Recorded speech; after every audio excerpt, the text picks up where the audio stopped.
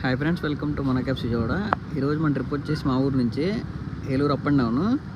అంటే మార్నింగ్ కాదు, 3:30-4కి start అవుదామన్నారు customer. అందుకే మార్నింగ్ కాలే కదా అని చెప్పి బండి నీట్గా వాష్ చేసుకున్నా.